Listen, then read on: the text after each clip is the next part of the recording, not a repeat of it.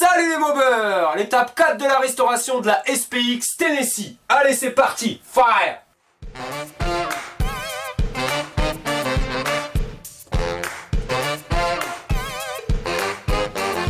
Étape 4 de la restauration de la SPX, donc 3 mois et demi après l'étape 3. Donc vous voyez, ça fait long, il y a même certains qui désespéraient de voir la vidéo. Mais non, clairement les gars, j'avais beaucoup de choses à faire, et faire 36 choses en même temps, c'est le meilleur moyen pour moi de faire de la merde, j'avais pas envie. Donc quand c'est comme ça, je mets le projet de côté, je fais les obligations. Maintenant que les obligations sont faites, j'ai le temps. Donc on va pouvoir terminer cette bécane.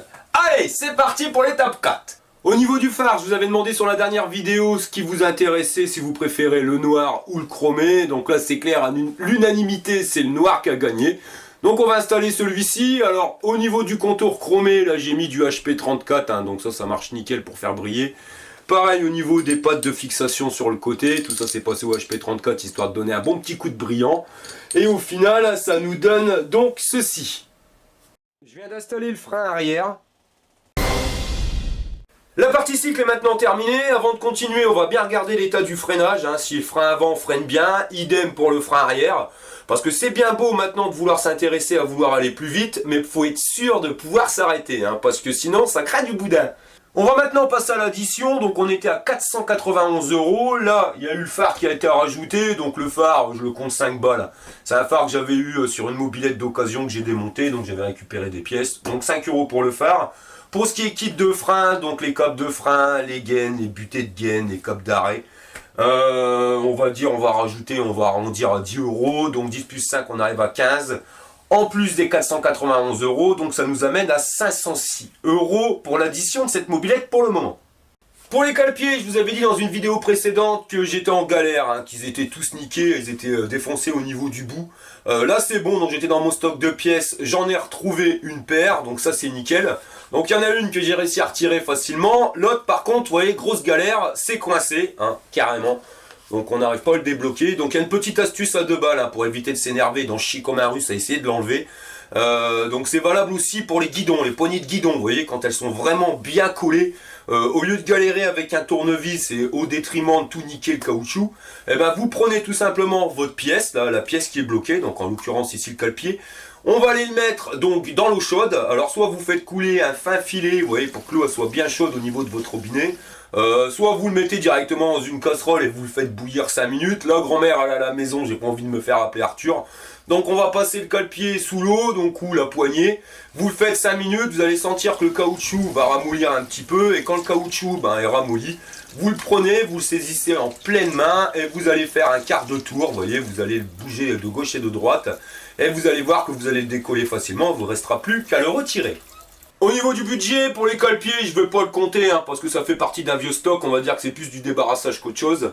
Je les ai passés à l'eau, j'ai mis du produit vaisselle, un coup de brosse à chiottes, et franchement je suis content, j'ai réussi à les avoir plus que nickel. Bon, ils sont un petit peu griffés, mais bon, de toute façon, quand on regarde le prix en neuf, ça vaut dans les 30 balles.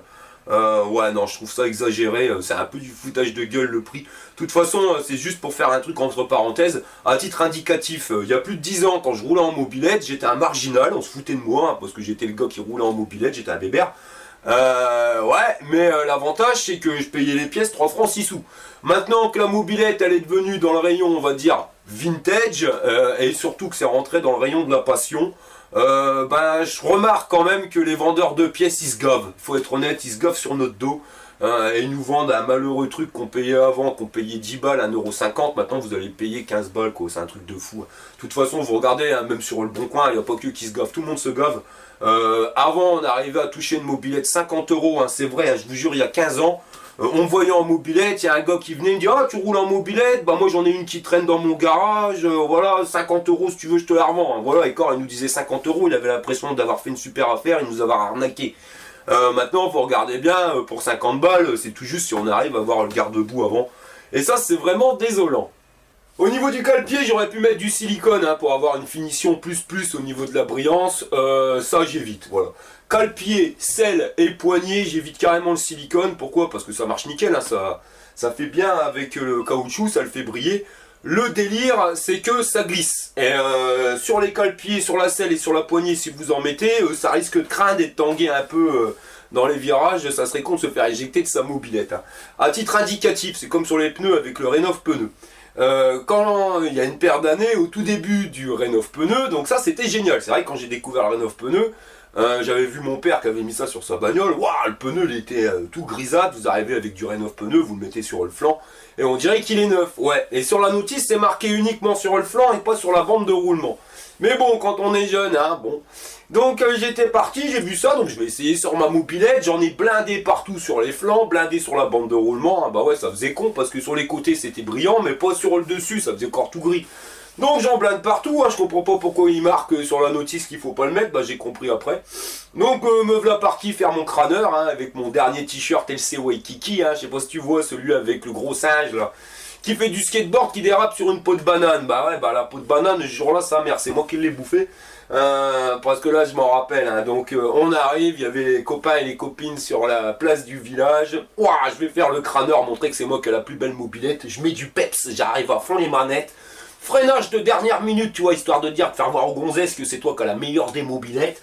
Gros freinage, la roue avant, ring, et moi qui me ratame par terre. Alors résultat, j'étais venu pour repartir avec une grosse. Bah, le seul truc que j'ai pris, c'est une grosse gamelle, et je suis reparti en poussant avec une fourche complètement d'équerre. Et une semaine à l'immobilisation parce qu'il y a eu des retouches de peinture. Donc franchement, le Rénov pneu c'est bien, le silicone c'est bien aussi, mais uniquement sur les flancs, hein, pas sur le pneu en lui-même, sinon ça glisse. Au niveau des carters, donc je vais devoir les refaire avant de les repeindre, hein, parce que ils ont été repeints alors qu'ils étaient fissurés. Donc ça, je le répète, surtout que si vous faites une restauration, si vous faites chier à refaire une bécane, vous embêtez pas à repeindre sur un carter qui est fissuré, refaites-le automatiquement. Parce que la peinture, c'est bien, ça couvre, mais c'est pas ça qui va vous renforcer votre carter. Hein. S'il y a une fissure, eh ben, la fissure elle va réapparaître et dans les 15 jours après la peinture. Donc il faut absolument réparer la fissure. J'avais fait un tuto donc sur la réparation des carters. Le truc, c'est qu'avec la pâte magique dans le tuto, il faut attendre minimum 15 jours pour pouvoir peindre. J'avais dit dans le tuto une semaine, mais je vous garantis que c'est minimum 15 jours. Parce que la pâte magique, c'est bien, mais voilà, elle s'évapore. L'acétone qui est dedans s'évapore et il faut minimum 15 jours pour que ça parte. Et si on n'attend pas ces 15 jours, quand vous allez peindre, eh ben, l'acétone, elle ne s'est pas évaporée complètement, donc elle va continuer de s'évaporer. Et même sur peinture sec, eh ben, vous allez voir des petits trous, parce que bah, c'est l'acétone qui s'évapore, donc elle va faire des trous. Vous pouvez blinder, mettre 15 couches de peinture, vous aurez toujours ces petits trous, parce que c'est l'acétone qui s'évapore, et tant qu'elle ne s'est pas évaporée, ben voilà, donc elle va faire des trous. Là, j'ai pas trop de temps d'attendre 15 jours pour pouvoir faire les carters, donc j'ai trouvé une autre astuce. Vous voyez, c'est pas une astuce à 2 balles, c'est une astuce à 3,40 €. Alors la technique pour refaire les carénages c'est exactement la même, hein, surtout pour l'arrière, hein, parce que l'arrière on va pouvoir, même, enfin voilà, s'il y a des émanations d'acétone, on s'en fout, derrière l'envers on n'a pas besoin que ça soit nickel. Donc vous faites les trous aux extrémités des fissures, vous venez de mettre les clous chauds ou les agrafes de telle manière à renforcer la structure pour plus que ça bouge, et vous allez venir tartiner notre pommade pas cher cousin, hein, la résine spéciale, parce que c'est vrai que c'est quand même ce qui revient le moins cher. Pour l'endroit, par contre, là ça change. Alors je l'avais déjà fait sur ce côté-là. J'étais tellement pressé de refaire la bécane que j'ai obligé de le filmer. Mais, donc vous venez avec une mèche de Dremel, hein, même technique. Vous venez creuser là où il y a toutes les fissures. Vous venez faire une tranchée en clair. Et au lieu de venir mettre la résine spéciale qui va mettre 15 jours à sécher, ben vous allez le remplir avec de la colle époxy bicomposant. Voilà, tout simplement. Donc ça, le moins cher que j'ai trouvé pour le moment, c'est 3,28 € à Leroy Merlin. Pour une fois qu'ils sont moins chers, ceux-là c'est déjà pas mal. Parce qu'on peut aller chez Feu Vert, hein. J'avais été chez Feu Vert, c'est plus de 10 balles pour leur colle époxy, c'est pareil, il faut arrêter de nous enfler, c'est que de la colle. Donc pour le moment, moins cher, Leroy Merlin. Si vous avez moins cher, marquez-le nous, ça nous servira à tous. Le petit truc qui me dérange, c'est que, vous voyez, il y a 2 pipettes. Donc ça veut dire que, parce qu'il faut les mélanger, hein, il y a une colle et puis il y a un durcisseur, donc tout ça, il faut que ça soit bien mélangé. Donc ils nous vendent une belle pipette qui va faire le mélange. Le truc c'est que bah, déjà la pipette elle est énorme. Donc tout ce qu'il y aura à l'intérieur de la pipette, ben, c'est de la colle qui est perdue, donc du gaspillage. Et en plus il y en a 2, donc on peut faire que de collage, hein, parce qu'on ne peut pas s'en resservir. Sachez qu'au bout d'une minute déjà c'est durci à l'intérieur. Et bah, on peut déjà plus s'en servir. Donc pour éviter le gaspillage et de se faire arnaquer, vous voyez, moi ce que je vous conseille, c'est que vous retirez le capuchon, quand c'est des petits collages surtout, vous retirez le capuchon, vous appuyez légèrement sur votre seringue, hein, vous posez ça sur une spatule, en évitant de rester comme un goré, sinon vous allez mélanger les 2 produits en sortie de tube, ça risque de bouger, mais bon, quand vous poussez, vous voyez, vous faites avancer en même temps, vous venez mélanger avec votre spatule, vous venez bien mélanger la colle, et après vous la tartinez. Vous voyez, donc c'est ce qui a été fait ici. Vous faites même limite une belle bosse, hein, c'est aussi bien. Après 24 heures, c'est sec, vous poncez complètement. Au pire, un petit coup de mastic si ça doit être refait. Et vous le repeignez aussi sec. C'est vraiment ça l'avantage, c'est qu'on peut le repeindre aussi vite. Donc au bout de 24 heures, c'est déjà repeignable, alors qu'avec l'acétone, vous voyez, il faut attendre minimum 15 jours. En sachant que ça coûte quand même 3,28 €. Donc si vous avez le temps, bah, mettez la pâte magique, la mettez à l'endroit, mettez-la à l'envers, et vous ferez des économies. Voilà, c'est vous qui voyez, c'est juste une question de timing. Les carters sont faits, c'est-à-dire que le mastic a été positionné, poncé, il me restera plus qu'à mettre la couche d'après, mais bon, comme vous pouvez le voir, c'est nickel. Donc la couche d'après et la couche de peinture. Alors pour la couche de peinture, à la base ça devait être blanc, vous voyez, mais je sais pas, je trouve que blanc, ça fait trop de blanc. En plus le blanc c'est super salissant. Ouais, il faut penser aussi au nettoyage. Moi je préférais les faire noirs. Donc à la limite choisissez. Soit vous voulez les carters blancs, ben vous mettez blanc. Si vous voulez les carters en noir, on les fera en noir. Là, comme ça me laisse le temps de mettre l'après. On verra la peinture après, suivant les commentaires. À titre indicatif, pour refaire les deux carters, il m'a fallu moins d'1 heure par carter. En sachant que celui-ci était très rapide à faire. Celui-ci un petit peu plus long, donc maximum 2 heures, hormis les temps de séchage bien sûr, mais au niveau manipulation, le temps de poncer, mettre les clous, machin bidule, moins de 2 heures. Donc vous voyez, 2 heures sur une restauration complète de bacon. Au final, c'est pas énorme et ça va nous permettre d'avoir des carters qui vont pas, on va dire la peinture qui va pas se bousiller au bout de 15 jours. Parce que moi ça m'énerve, hein. Vous refaites un truc, si c'est pour revenir au bout de 15 jours et voir votre carter fissuré de partout, c'est un peu démoralisant. Voilà, on a perdu 2 heures, certes, mais au moins on est sûr que le truc ça va durer dans le temps. Au niveau du moteur, c'est bon, quand on commence à parler du moteur, c'est qu'on arrive à la fin, donc ça c'est excellent, la meilleure partie. Le moulin, donc ça le moulin je l'ai eu sur une bourse aux pièces, hein. Je l'ai payé par contre pas trop donné, je l'ai payé 80 balles. Mais bon, si je l'ai pris c'est parce qu'il y avait le cylindre qui avait l'air pas trop mal. En plus c'est un cylindre fonte. Il y avait l'allumage, en plus de ça il fournissait donc le CDI, le faisceau, bon, enfin le faisceau je vais le changer. Le CDI et le régulateur de tension, donc vous voyez il y a le bras pareil, hein. La suspension que sert le bras, le CN block est ici, nickel, donc il n'y a pas de jeu. Alors bon ouais, 80 balles ça représente une somme, mais au moins on est tranquille. Par contre je vais devoir l'ouvrir, hein, parce qu'on voit qu'il y a eu de la pâte à joint bleu là au niveau du carter. Le joint spi, je l'accuse d'avoir une fuite, hein, on dirait bien, ça sointe à ce niveau là. Donc je vais pas m'embêter, hein, on va repartir sur un truc que ça soit nickel, donc je vais le démonter complètement et on va voir ce qu'on va pouvoir faire. Au niveau du budget, on va venir en parler là parce que ça commence à piquer un peu. Donc 80 balles pour le moteur, plus on va arrondir à 4 € pour la colle, hein, faut payer le café. Donc on arrive à 84 € en plus des 506, donc on arrive à 590 €. Donc vous voyez 590 balles, ça commence à faire chéro en sachant qu'on n'a pas encore ouvert le moteur et qu'on peut avoir des surprises. De toute façon, à partir du moment où je vais l'ouvrir, je vais changer minimum les roulements, les joints spi et toute la plaquette de joints, donc ça va commencer à buquer sévère. Pour le choix du moteur, donc ça c'est un cylindre air. Pour une mobilette road trip, vous allez me dire, ça aurait été mieux d'avoir un cylindre liquide. Ouais, c'est vrai. C'est vrai que sur un cylindre liquide, on va avoir un meilleur refroidissement que sur un cylindre à air. Donc on va pouvoir taper des plus longues routes, hein, sans s'arrêter, hein, des 100 km non-stop. En sachant qu'avec un cylindre air, j'ai quand même claqué 80 km un coup en non-stop, aucun souci. Après, vous arrivez à gérer aussi au niveau de la chaleur du moteur avec la qualité de votre huile. Meilleure sera votre huile et moins va chauffer votre moteur. En plus, vous pouvez rajouter du substitut de plomb dans votre essence. Enfin, voilà, on peut faire des mélanges qui font qu'on va réussir à diminuer la chaleur.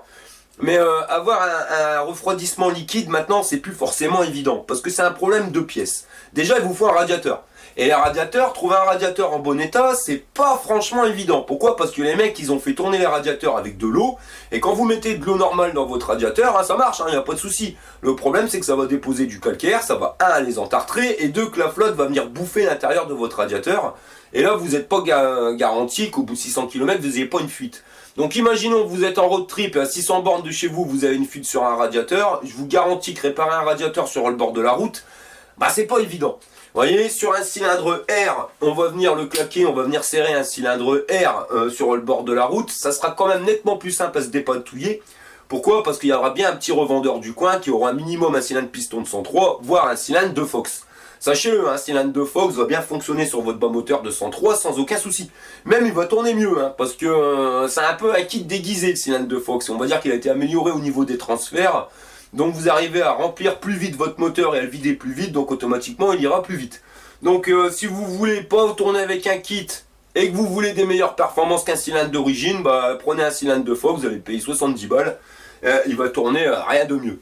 Bon, pareil, au niveau des tarifs, vous allez avoir un cylindre liquide, vous allez payer minimum 120 euros. C'est-à-dire que le cylindre liquide, vous allez arriver tout de suite à minimum le double du cylindre à air, plus le radiateur, les durites, les colliers, le liquide de refroidissement. Enfin voilà, faire une mobilette en refroidissement liquide, ça représente un sacré budget. Et sur un road trip, ça impose aussi une maintenance supérieure. Pourquoi? Parce qu'il vous faut déjà 5 litres de liquide de refroidissement. C'est bien beau d'avoir un bidon d'1 litre supplémentaire, mais avec 1 litre, vous irez pas loin. Si jamais vous avez une fuite à votre radiateur et que vous devez la remplir tous les 5 minutes, bah avec votre litre, vous irez pas loin. Ça, il vous faut les colliers, il vous faut les durites de rechange, enfin, il vous faut quand même pas mal de matos qu'on peut éviter directement sur un cylindre air. En plus, les cylindres liquides, j'ai regardé sur le site de la bécannerie, si vous en voulez un tout de suite, bah tintin, parce que c'est entre 3 jours et 3 semaines pour avoir la disponibilité. Donc non, on va éviter le souci, on va vraiment rester sur un système air. De toute façon, il faut partir aussi qu'un road trip, on fait de la route, mais il faut apprécier, c'est bien beau, mais rouler, et ouais, non. Il faut prendre le temps de vivre le truc et de pouvoir s'arrêter, et de visiter le machin. Donc un cylindre air, ça fonctionnera très bien. Petite note, vous voyez, là, il est 9h du soir, donc dans la logique, la mécanique à 9h du soir, surtout quand on arrive à l'hiver, c'est pas évident. En plus il pleut, bah regardez, là je suis rien de mieux, c'est ça qui est l'avantage avec une mobilette. Vous posez votre moteur sur votre table, la petite chaise, le petit café qui va bien, et on va pouvoir passer sa soirée sur ce petit moteur qu'on va venir démonter. Allez, c'est parti pour le démontage. Donc on va commencer par la cloche d'allumage. Donc pour ceci, mettez du WD-40 directement dans le filetage, surtout si ça fait longtemps que ça n'a pas été démonté. Histoire de faire bien rentrer à fond l'arrache volant. Vous pouvez vous servir d'une clé à sangle. C'est quand même un petit peu mieux que le bloc piston, parce que le bloc piston, vous allez abîmer le haut du piston. Avec une clé à sangle, vous voyez, ça évite de forcer sur le piston. On dégage la cloche d'allumage, on retire les 2 vis de la platine et on enlève le tout. Idem avec les 2 vis du plateau d'allumage que l'on retire. On dégage le bras du support moteur. Pour la pipe, on vient retirer une à une les 4 vis. Maintenant, on peut l'enlever.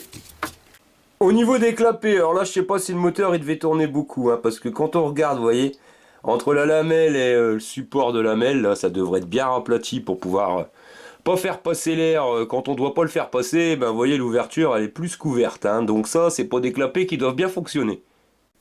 Je dépose la bougie. Pour la culasse, on enlève les 4 écrous, on peut retirer la culasse et on fait la même chose avec le cylindre. D'ailleurs, vous pouvez apercevoir que la chambre de combustion, elle est nickel. Franchement, le cylindre, il est parfait, rien à dire. Le piston, on peut maintenant l'enlever.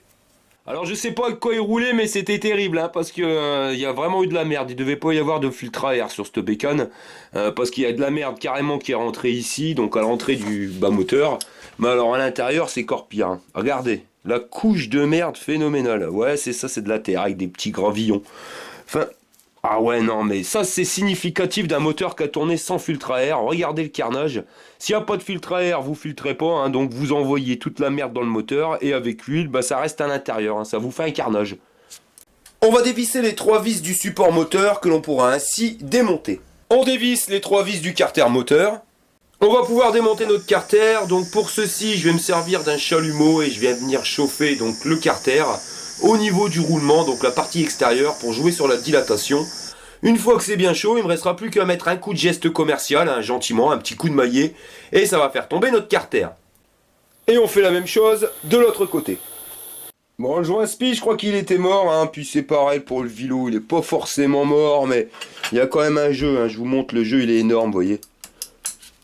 Donc, ouais, non, on va pas se prendre la tête. Le vilo, en plus, il a bien mangé, il a rouillé. Ça, c'est un moteur qu'on a pris plein la tronche. On va repartir sur un vilo neuf, donc je vais le changer. Voilà les moveurs, cette vidéo, elle arrive à sa fin. Le temps pour moi de commander les pièces manquantes, de refaire le moteur propre, nickel. On se donne rendez-vous, donc, pour l'étape 5, la prochaine vidéo sur la SPX Tennessee. Pour revenir sur le moteur, vous voyez, 80 balles, mes craintes, ouais, non, c'est clair, je pense que je me suis fait arnaquer, ça c'est le jeu, ma pauvre Lucette. Mais bon, c'est comme ça, c'est le jeu du marché de l'occasion, on n'est pas forcément tout le temps dans les pièces, on peut pas vraiment savoir ce qui se passe. Bon, là, il va falloir que je change le vilo, pas mal de trucs, donc il va commencer à me coûter cher, le moulin. Et au final, faut être honnête, hein, sur la restauration complète de la bécane, ça commence à chiffrer sévère. Par contre, pour revenir sur le cylindre piston, alors là, c'est la qualité d'origine, hein, c'est les cylindres fonte, les cylindres d'origine qu'on avait quand ils vendaient les bécanes à l'époque, hein, quand c'était fabriqué en France. Franchement, le cylindre, il est nickel, il n'a pas bougé. Quand on voit le brin qu'il y avait dans le bas moteur, toute la terre, les cailloux, c'est vraiment qu'avant on faisait quand même du fiable. Je vous mets au défi maintenant d'acheter un cylindre d'origine entre guillemets chinois, de rouler avec le moteur, avec ce qu'il y avait dans le moteur, et on verra la gueule du cylindre à l'intérieur. Vous verrez, il va être ravagé. Donc voilà, hein, c'est pas pour revenir sur la qualité française, mais c'était quand même un petit peu mieux avant. Hein. Donc gloire à vous les vendeurs de pièces qui nous vendaient du Made in China. Vendez-nous du français, c'était plus costaud. Allez les bobeurs, je vous dis à la prochaine pour une prochaine vidéo. Fire!